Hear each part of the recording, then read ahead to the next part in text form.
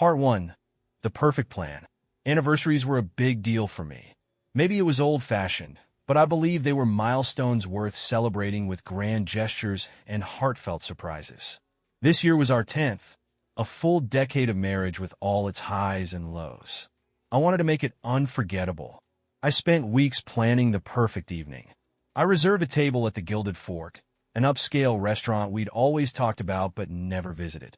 It was the kind of place where they folded your napkin when you went to the restroom and the waitstaff seemed to float instead of walk. A live jazz trio would be playing that night, adding to the romantic ambience I envisioned. I even splurged on a pair of earrings I knew she'd love, dainty diamonds shaped like stars. They were tucked safely into a velvet box in my jacket pocket, waiting for the right moment to make her smile light up the dim restaurant like it used to. The plan was simple. Dinner, a walk by the waterfront, and then presenting the gift as we reflected on the journey we'd taken together. But life, as it turns out, loves irony. When I got home from work that afternoon, I found a note on the kitchen counter. Gone out for errands, back soon. Can't wait for tonight. Love you. Her handwriting was neat and familiar, a reassuring contrast to the vague feeling of unease that had been lingering for weeks. She'd been distant lately, though she brushed it off as stress from work. Tonight, I thought, would be the perfect chance to reconnect. Little did I know, the night would be unforgettable for all the wrong reasons. Part 2. The Unwelcome Surprise. By the time I arrived at the Gilded Fork, the place was buzzing with the soft hum of conversation and the gentle clinking of glassware. I had requested a quiet corner table near the large bay window overlooking the city. The sun had just dipped below the horizon, casting a warm orange glow that transitioned into a deep, moody blue. Perfect. I checked my watch. She was late. Not unusually so, but enough to make me wonder. I texted her a quick, "Here at the table, can't wait to see you," and ordered a glass of wine to pass the time. As the minutes ticked by, I tried not to fidget. Maybe she got caught up in traffic or errands had run long. I thought about calling her, but decided against it. A surprise like this deserved patience. I was just about to flag down the waiter to inquire about the menu when I saw her. At first, relief flooded me, followed quickly by confusion. She was walking in with someone, a man. His hand rested on the small of her back in a way that instantly set my nerves on edge. He leaned in close as they talked, both of them laughing like they were sharing some private joke. I blinked, hoping I'd made a mistake. Maybe it was someone who just happened to look like her. But then she turned, giving me a clear view of her face. It was her, no question. My breath caught in my throat, and my stomach twisted into a knot. The surrealness of the moment hit me like a freight train. My wife, the woman I'd spent 10 years loving, building a life with, and planning this very evening for, was here with another man. As they made their way to a table on the opposite side of the room, I could see her face light up as she talked to him. I knew that smile. It was the one she used to save for me. I didn't know what to do. Confront her? Cause a scene? My mind raced, but my body stayed frozen, my hands gripping the edge of the table as though it were the only thing anchoring me to reality. And then, as if the universe hadn't already made its point, the waiter approached their table with a bottle of champagne, clearly a pre-order. That's when it clicked. This wasn't a chance encounter. This wasn't a business meeting or some innocent gathering. This was planned, deliberate. I felt a mix of emotions I couldn't untangle: rage, humiliation, sadness. But one thing was clear. My perfect night had just turned into the nightmare I'd never seen coming. Part 3. The Silent Storm. I sat there, stunned, as my world came crashing down in slow motion. My heart was pounding so loudly it drowned out the soft jazz playing in the background. My hands trembled, still clutching the edge of the table. How could she do this? How could she be here, with him, on our anniversary? My thoughts spiraled. Was this why she'd been distant? Had every excuse, every late night at work, been a lie? I wanted answers, but I didn't know how to get them. They were seated just far enough away that I couldn't hear what they were saying, but their body language spoke volumes. She leaned in close, her fingers lightly brushing his wrist as she laughed at something he said. His hand rested casually on the back of her chair, his confidence radiating like a neon sign. I forced myself to breathe, to think rationally. My initial instinct was to march over there, flip the table, and demand an explanation. But then what? Make a scene in a packed restaurant? Humiliate myself even further? I decided to wait to observe. A waiter approached my table, startling me out of my haze. "Would you like to order, sir?" I shook my head, barely able to meet his gaze. "Not yet," I mumbled, waving him off. My eyes flicked back to them. She looked radiant. Her hair curled just so, her makeup flawless, her favorite red dress hugging her figure. She'd dressed up, not for me, but for him. The realization hit like a sucker punch. They ordered their meals, laughing and sipping champagne like they didn't have a care in the world. And why would they? They didn't know I was here, watching. And then the first unexpected twist. As they toasted with their champagne glasses, her phone, which had been sitting on the table, lit up. From across the room, I could see my own name on the screen. She glanced at it, her expression faltering for just a second. Then, without hesitation, she flipped the phone over, face down, and returned her attention to him. It was a small gesture, but it spoke volumes. She'd seen my message and deliberately ignored it. That hurt more than I thought it would. It wasn't just that she was with someone else. It was the way she so casually dismissed me. I felt like an outsider looking in on my own life, like I didn't belong in this story anymore. As I sat there, drowning in disbelief and rage, a new thought emerged. I wasn't just going to sit here and let this happen. If she had the audacity to do this on our anniversary, in a place like this, then she deserved whatever came next. And I was going to make sure she saw me before the night was over. Part 4. The first move. The shock began to wear off, replaced by a seething anger that settled in my chest like a hot coal. I wasn't going to let her get away with this. Not tonight, not like this. I signaled for the waiter, my mind racing with possibilities. As he approached, I forced myself to smile, even though it felt like my face might crack. "Can you do me a favor?" I asked, sliding him a generous tip before he could even respond. "That woman over there in the red dress. Send her a glass of your finest wine." Compliments of her husband. The waiter hesitated, his polite smile faltering. "Of course, sir," he said cautiously, glancing toward her table as though he were privy to the drama unfolding. As he walked away, I adjusted my posture, preparing for whatever fallout was about to happen. The room felt impossibly tense, though I knew I was the only one who felt it. The waiter approached their table with a flourish, setting the glass of wine in front of her. I watched intently, my heart hammering in my chest. Her reaction was immediate. She froze, her smile vanishing as she stared at the glass. The man across from her cocked his head, clearly asking a question I couldn't hear. And then the waiter leaned in and whispered something to her, no doubt delivering my little message. Her face went pale, and she turned her head slowly, scanning the room. Our eyes met. For a moment, everything else disappeared. Her expression shifted rapidly, from shock to guilt to something I couldn't quite place. She whispered something to her companion, who followed her gaze and locked eyes with me. Unlike her, he didn't flinch. Instead, he smirked, leaning back in his chair like he had nothing to lose. That smug look was all it took to send my temper boiling over. I stood, pushing my chair back, so abruptly it scraped against the hardwood floor. Heads turned as I made my way toward their table, my footsteps heavy and deliberate. Every step I took, I told myself to stay calm, be measured. But by the time I reached them, the words spilled out before I could stop them. "Well," I said, my voice dripping with sarcasm, "happy anniversary, honey." The entire restaurant seemed to go silent, the jazz trio fading into the background like a distant hum. Her face turned scarlet as she stammered, It's not what it looks like.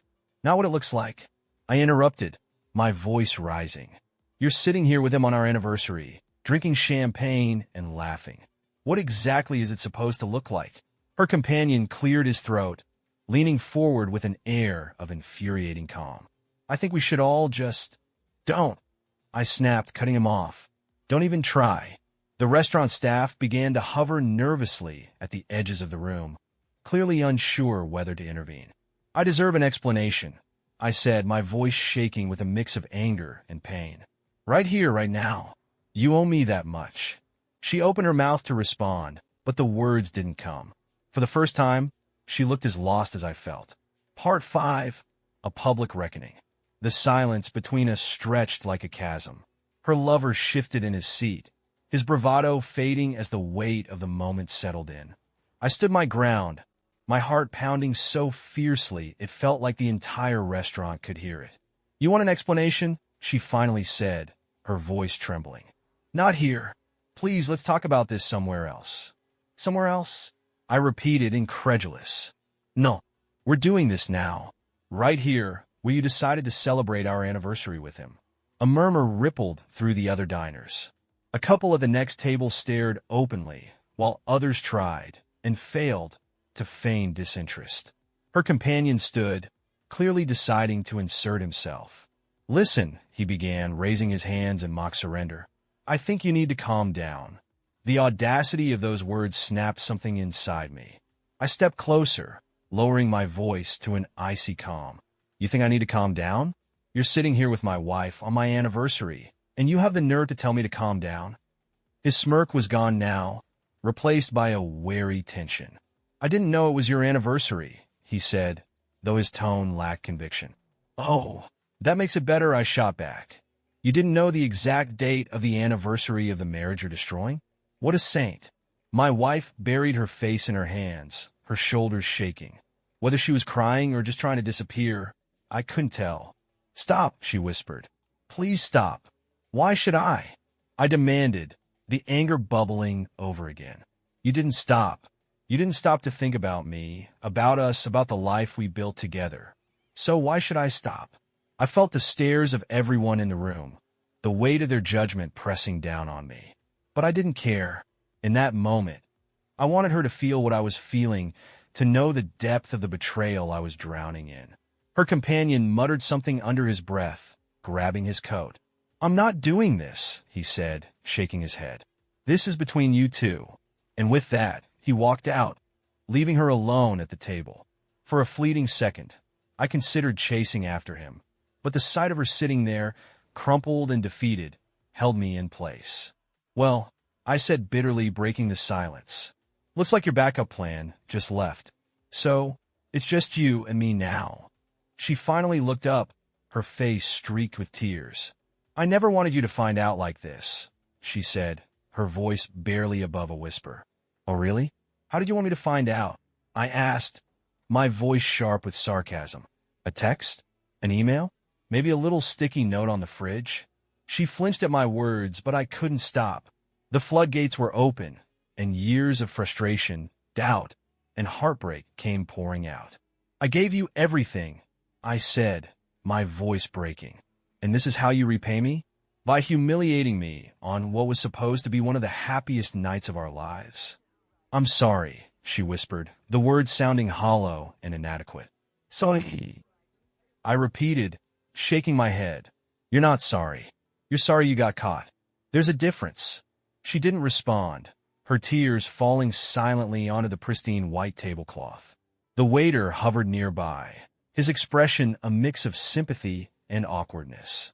I felt a surge of shame, realizing how public this had become. But at the same time, I didn't care. I wanted the world to know what she'd done, to feel even a fraction of the pain she'd inflicted on me. "I'll leave," I said finally, my voice cold and detached. "But we're not done. Not by a long shot." And with that, I turned and walked out of the restaurant, leaving her sitting alone in the wreckage of what had once been our life together. Part 6. A Quiet Collapse. The cold air hit me like a slap as I stepped outside the restaurant, leaving the surreal chaos behind. My breath came in shallow gasps as I leaned against the nearest wall, trying to steady myself.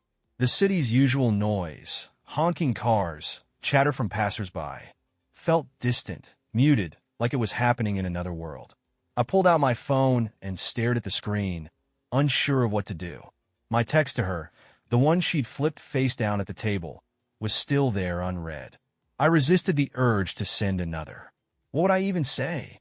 I spotted her lover walking briskly down the sidewalk, his coat pulled tight against the wind. For a brief moment, I imagined following him, demanding answers. What had he offered her that I hadn't? How long had this been going on? But I stopped myself. What would it change? Instead, I sank onto a nearby bench, feeling the weight of everything pressing down on me. My hands fumbled into my jacket pocket, and I pulled out the small velvet box with the earrings. It felt heavy now, like a cruel joke. I opened it, staring at the tiny diamond stars I'd picked out with so much care. They were supposed to symbolize something. Our history, our future, everything I thought we still had together.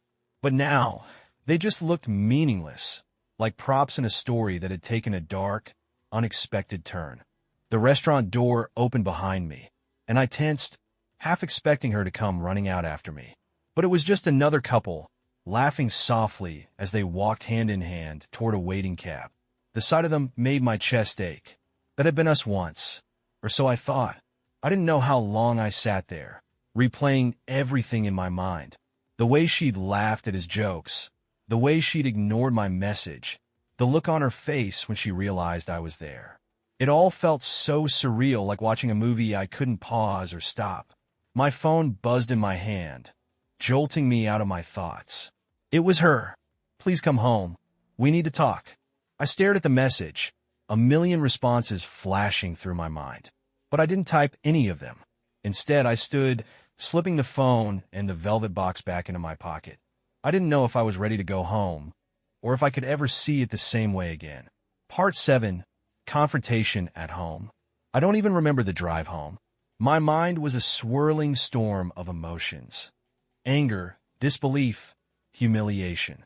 By the time I pulled into the driveway, the house seemed almost foreign, like I was looking at it through someone else's eyes. Her car was already there, parked slightly askew, as though she'd been in as much of a hurry to get back as I was hesitant.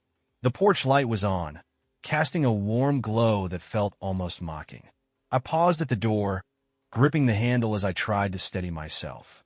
I wasn't sure what I would say, or even if I wanted to say anything at all. Part of me wanted to turn around and leave, but the thought of leaving this unresolved felt unbearable. The door creaked open, and I stepped inside. She was waiting in the living room, sitting on the edge of the couch with her hands clasped tightly together. She'd changed out of the red dress, now wearing an oversized sweatshirt and leggings, the kind of outfit she usually wore on lazy Sunday mornings. It felt like a desperate attempt to project normalcy, but it only made the situation feel more surreal. "Hi," she said softly, her voice shaky. I closed the door behind me, but didn't respond. Instead, I crossed the room and sat in the armchair across from her, creating as much physical distance as the small space allowed. For a moment, we just stared at each other, the silence stretching painfully. She finally broke it. I don't even know where to start," she said, her voice cracking. "How about the truth?" I said coldly. "Start there." She winced, her eyes darting down to her hands. "It wasn't supposed to happen like this. I never wanted to hurt you." I laughed bitterly. "Well, congratulations. You failed spectacularly at that." Her shoulders slumped, and she let out a shaky breath. "I've been unhappy for a while," she admitted. "I didn't know how to tell you. And then I met him and—" "Stop," I said, holding up a hand. "Just stop. Don't insult me by pretending this is about being unhappy. If you were unhappy, you could have talked to me. Instead, you chose this. You chose to lie, to cheat, to humiliate me." Tears streamed down her face, but I felt no sympathy. "Not yet." "How long?" I demanded, my voice like ice. She hesitated, and I could see the internal struggle playing out in her expression. 3 months, she finally said, her voice barely above a whisper. 3 months. 90 days of lies.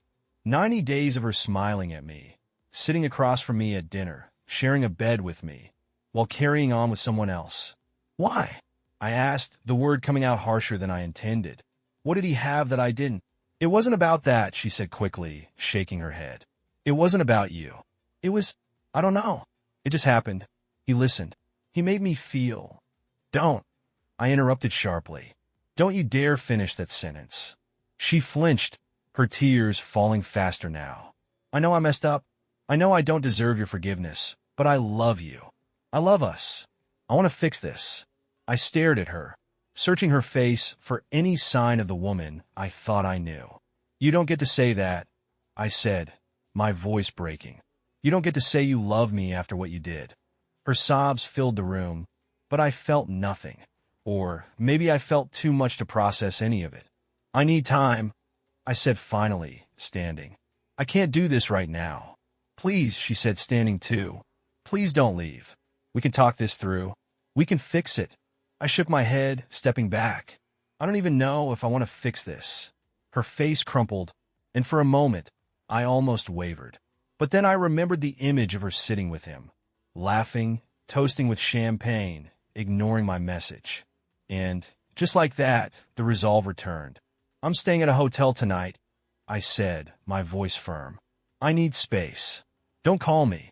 And with that, I walked out the door, leaving her standing there, her tears falling silently onto the hardwood floor.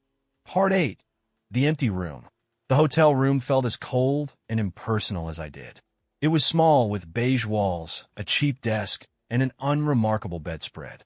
It wasn't much, but it was mine for the night, a place to be alone with my thoughts. I tossed the velvet box with the earrings onto the desk and sank onto the edge of the bed, my head in my hands. The weight of everything crashed over me at once. The anger, the betrayal, the sadness. It was all too much. I stared at my phone, its screen still blank. No calls, no texts. A part of me had expected her to ignore my demand and try to reach out anyway. But the silence spoke volumes. I tried to distract myself, flipping through the TV channels without any real interest. But every flicker of movement on the screen only seemed to amplify the stillness in the room. Finally, I gave up and just sat there, staring at the plain white wall. How had it come to this? Had I missed the signs? Or had I seen them and chosen to ignore them because the truth was too painful to face? The memories swirled in my mind, unrelenting. Her smile when we first met, the way she'd light up when talking about our future, the nights we stayed up late, dreaming of the life we wanted to build together. And now this. I reached for the box on the desk, opening it again to stare at the earrings. They felt like a relic of a life that no longer existed. I thought about throwing them away, but something stopped me. Maybe it was hope, or maybe it was just the inertia of grief. The hours dragged on, the hotel room growing darker as night fell. I tried to sleep, but every time I closed my eyes, I saw her face. Not the tearful one from earlier, but the laughing, radiant one from the restaurant. The one she'd shown to him. The thought made my chest ache, a deep, hollow pain that felt impossible to shake. Finally, sometime past midnight, my phone buzzed. My heart leapt involuntarily, but when I checked the screen, it wasn't her. It was a friend, Mark, someone I hadn't confided in yet, but who had been a steady presence in my life for years. His message was simple. Hey, you okay? Haven't heard from you today. I stared at the words, debating whether to respond. Did I want to tell anyone what had happened? Did I even know how to explain it? After a moment, I typed back. Not really. Can I call you? The phone rang almost immediately. What's going on? Mark's voice was calm, but laced with concern. I hesitated, unsure of where to start. She cheated. I said finally, the words tasting bitter. I caught her tonight, on our anniversary. The silence on the other end was heavy. Finally, he said, Jesus, I don't even know what to say. Are you okay? Where are you? I'm at a hotel, I replied. I couldn't stay there. Do you want me to come over? He asked. No, I said quickly. I just needed to tell someone. I don't know what to do, Mark. I don't even know where to start. You don't have to figure it all out right now, he said. Take it one step at a time. But whatever you decide, don't blame yourself. This isn't on you. His words were comforting, but they didn't ease the knot in my chest. Thanks, I said quietly. Call me if you need anything, okay? I will. I promised, though I wasn't sure if I meant it. After we hung up, I lay back on the bed, staring at the ceiling.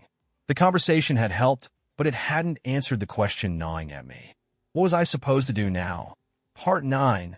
A new beginning. Morning came, bringing the kind of dull, gray light that makes everything feel heavier. I had spent most of the night staring at the ceiling, alternating between moments of anger and emptiness. But as the first rays of sun crept through the hotel curtains, something shifted inside me. I wasn't sure if it was clarity or exhaustion, but I knew I couldn't stay stuck in this place, physically or emotionally. I got up, splashed cold water on my face, and stared at my reflection in the mirror. My eyes were bloodshot, my face drawn, but I was still standing. By the time I left the hotel, I had made a decision. I would confront this head-on. Whatever the outcome, I needed to reclaim control of my life.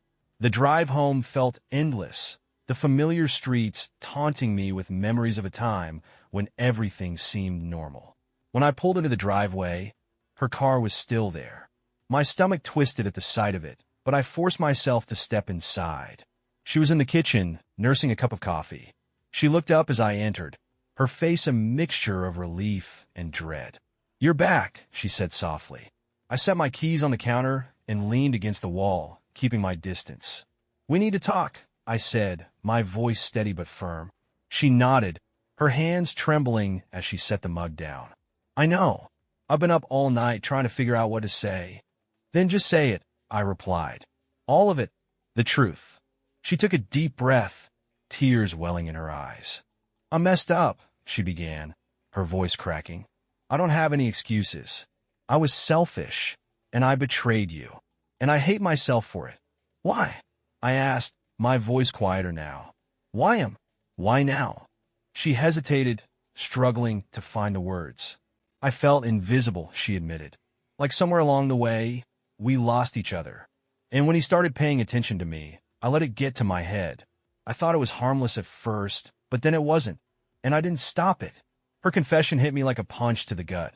The weight of her words only deepened the cracks in the foundation of our life together. "And what now?" I asked, my throat tight. "I want to fix this," she said quickly, her eyes pleading. "I'll do whatever it takes. Therapy, counseling, whatever you need. Just please don't give up on us."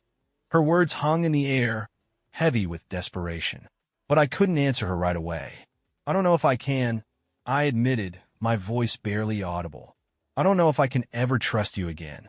And without trust, what's left?" She broke down, sobbing into her hands. Part of me wanted to comfort her, to tell her it would be okay. But another part of me, the part that still burned with betrayal, couldn't move. "I need time," I said finally, standing. "I'll stay for now, but I can't make any promises." Her head snapped up, her tear-streaked face filled with a flicker of hope. "That's all I'm asking," she said. "Just a chance." I didn't respond. I turned and walked upstairs, shutting the door to our bedroom behind me. As I sat on the bed, I pulled out the velvet box one last time. The earrings glinted in the morning light, beautiful, but now meaningless. I closed the box and tucked it away in the drawer, unsure of what the future held. Maybe we could rebuild, maybe we couldn't. But one thing was certain. I wouldn't lose myself in the process. This was the start of something new. Whether it was a new chapter in our marriage or a new life on my own, I didn't know yet. But for the first time since the night before, I felt the smallest flicker of hope. And for now, that was enough.